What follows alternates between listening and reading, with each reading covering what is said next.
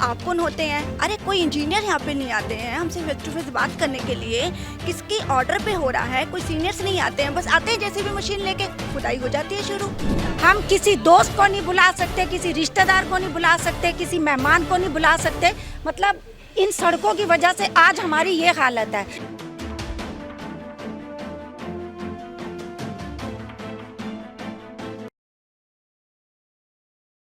नमस्कार, आप देख रहे हैं तेज तर्रार और मेरा नाम है आफरीन खान। इस वक्त मैं दिल्ली के विकास नगर इलाके में मौजूद हूँ। सबसे पहले एक सीधा सा सवाल आप लोगों से है, हम जब भी किसी पार्टी को वोट देते हैं तो किन उम्मीदों के साथ देते हैं? यही कि वो हमारे आसपास के एरिया का विकास करेंगे, बुनियादी सुविधाएं जो हमें चाहिए होती है, सड़कें हो, पीने का पानी हो, ये सब कुछ हमें मुहैया कराया जाएगा। इस उम्मीद में शायद आप लोग वोट देते होंगे। लेकिन अगर वोट देने के बाद किसी पार्टी को सत्ता में लाने के बाद भी आपके इलाके का कुछ ऐसा हाल हो जो आज मैं आपको विकास नगर का दिखाने वाली हूँ, तो यहाँ पर आप लोग क्या कहेंगे वो मुझे कॉमेंट करके ज़रूर बताइएगा। इस मामले को लेकर तमाम लोग मेरे साथ यहाँ पर मौजूद हैं जो कि यहीं पर रहते हैं। हम ज़रा सी देर के लिए यहाँ पर आए हैं, लेकिन यहाँ पर आने में अच्छी खासी जो मशक्क़त है वो लग गई। आप देखिए एक बार सड़कें, जगजीत उस तरफ दिखाइए, इतनी ख़राब सड़कें हैं कि यहाँ पर चलना भी दुभर हो रहा है। एक बार जो लोग यहाँ पर रोज़ाना रहते हैं उनसे मैं जानना चाहूँगी कि इस इलाके का हाल क्या है। क्या नाम है आपका? नमस्कार, मेरा नाम मधु माकन है और मैं पिछले 30 सालों से यहाँ पे रह रही हूँ। तो मैम देखिए, हमारे यहाँ पे महेंद्र यादव और अशोक पांडे जी जो आम आदमी पार्टी से हैं, काफ़ी अच्छा काम करा रहे हैं। हमारी गलियों में सीवर डला है, टाइल्स लग रही हैं।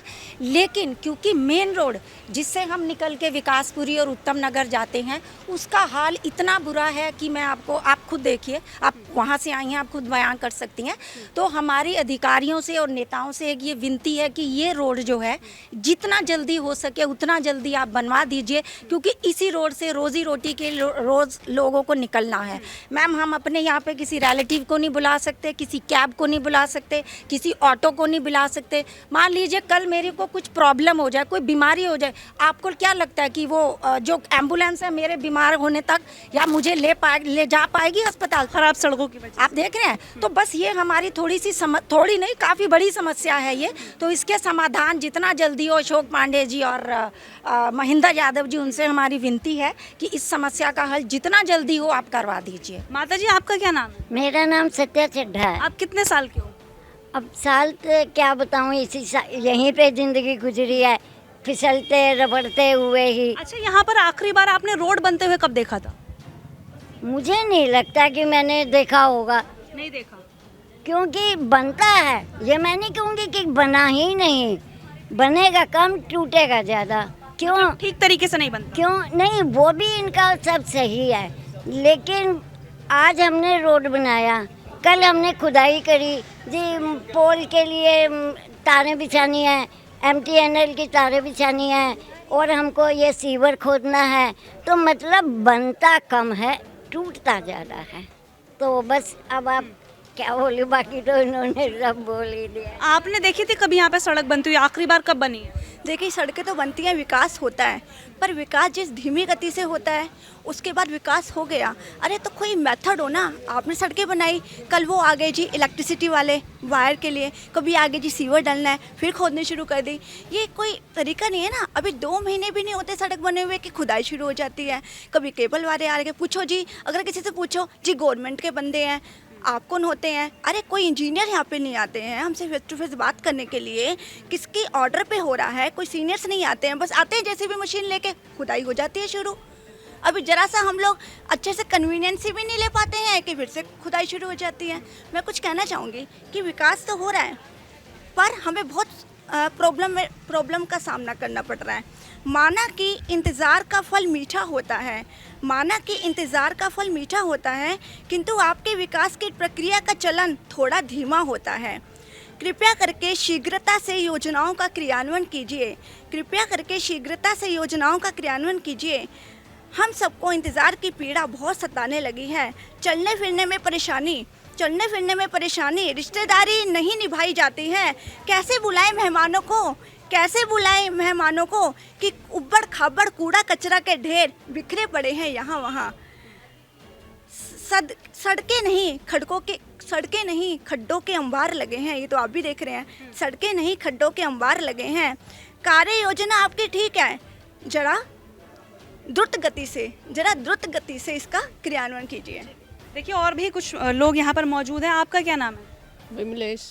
आप कितने समय से रह रहे हो यहाँ पर? मैं तो 30 साल सारे हो गए। अभी मुझे ये बताइए, इतनी ज़्यादा ख़राब सड़कें हैं, जब बिना बरसात के इतनी ख़राब लग रही हैं, जब बारिश हो जाती है तो क्या हाल होता है? अरे बुरा हाल हो जाता है मैडम, लिखड़ा भी नहीं जाता, घर से निकल नहीं सकते, स्कूटी बच्चे नहीं लेके निकल सकते, कहाँ जाऊँ फिर, वो तो जब बुरा हाल आपको है। जाना होता है कहीं सब्जी लेने के लिए या कुछ काम के लिए, जा पाती हैं आप? जा पाते बस डरते डरते जाते हैं, कहीं गिर गए तो और हड्डी पसली टूट जाएंगी, ऐसे अच्छा, जाते कभी हैं। कैब बुक करनी होती है, एम्बुलेंस कभी आती है यहाँ तक? नहीं आती, वहीं बाहर जाना पड़ता है रोड पे। बाहर ही जाना पड़ता हाँ जी। है। मुझे ये बताइए जी, बिल्कुल आपकी बात ही सुनने में मुझे आया। 2 बातें और शेयर करनी है। मैम देखिए, ये सामने स्कूल है, राजधानी पब्लिक स्कूल। तो आप ये देखिए कि यहाँ नर्सरी से लेकर 12 तक का स्कूल है ये, ठीक है। तो वो छोटे छोटे से बच्चे जो हैं उनको इस रास्ते से गुजर के स्कूल पहुँचना है। आप सोच सकती हैं कि उन बच्चों की हालत क्या है, कैसे वो माँ बाप अपने बच्चों को उठा के स्कूल तक लेके जाते हैं। तो मुझे लगता है कि ये मेन रोड हम सबके लिए एक बहुत बड़ी समस्या है। दूसरी बात, मेरा ब्रदर जो है वो दुबई से आया, चारों तरफ सड़कों की खुदाई इस कदर है कि मैं अपने ब्रदर को यहाँ अपने घर में बुला नहीं पाई जी, मैं किस रास्ते से उसको बुलाती। तो ये हालत है हम सब लोगों की कि हम अपने किसी रिश्तेदार को सर यहाँ पे बुला नहीं सकते, हम किसी दोस्त को नहीं बुला सकते, किसी रिश्तेदार को नहीं बुला सकते, किसी मेहमान को नहीं बुला सकते। मतलब इन सड़कों की वजह से आज हमारी ये हालत है। तो मैं आपसे जानना चाहूँगी कि आपने यहाँ के जो विधायक हैं उन्हें जाकर अपनी समस्याएं सुनाई हैं, बताया गया है? जी मैम, हम देखिए वो दोनों जो हमारे विधायक हैं और अशोक पांडे जी जो काउंसलर हैं, हमारी बात सुनते हैं, हमारी बात का मान रखते हैं, काम हो रहा है लेकिन बहुत धीमी गति से हो रहा है। अब बारिश आप देख रहे हैं, आप स्वयं आई हैं वहाँ से, कितना बुरा हाल है। तो हम चाहते हैं कि इस जो मेन रोड है, जो हमारी लाइफ लाइन है, जहाँ से हम गुजर कर अपनी रोजी रोटी के लिए विकासपुरी उत्तम नगर जाते हैं, कम से कम इसको थोड़ा जल्दी बनवा दें। बस ये हमारी एक हाथ जोड़ के हम सब की तरफ से विनती है कि इस काम को जितना जल्दी हो सके करवा दीजिए, क्योंकि सीवर का काम हो रहा था मैम यहाँ पे, वो कंप्लीट हो चुका है। जो सीवर है वो ख़त्म हो चुका है, कंप्लीट हो चुका है काम। और मैम मैं बताऊँ आपको, ये जो सड़क का काम है ये दिसंबर लास्ट ईयर स्टार्ट हुआ था, अभी जुलाई चल रहा है, 7 महीने हो गए तो नहीं बन पाई, सड़क नहीं बन पाई। तो बस इसी के लिए हमारी विनती है, महेंद्र यादव और महीने हो गए, 3 महीने हो गए, अभी रोड ही नहीं बन पाया, नाली ही नहीं बन पाई है, इतने धीमे से काम चल रहा है। बस 2-4 लेबर आती है, करती है, चली जाती है। और यहाँ पे ऑटो पलट जाते हैं।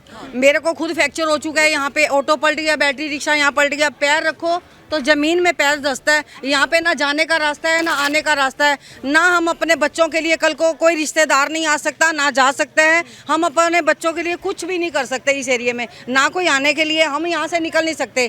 बाय द वे किसी की तबीयत ख़राब हो जाएगी तो यहाँ पे वो बंदा रास्ते में मर जाएगा मगर वो हॉस्पिटल तक नहीं जाएगा। ये हालत है यहाँ की। हम आपसे रिक्वेस्ट करते हैं कि हमारा काम जल्दी से जल्दी यहाँ से किया जाए, जो कि आने जाने को वाले लोगों को सुविधा मिले।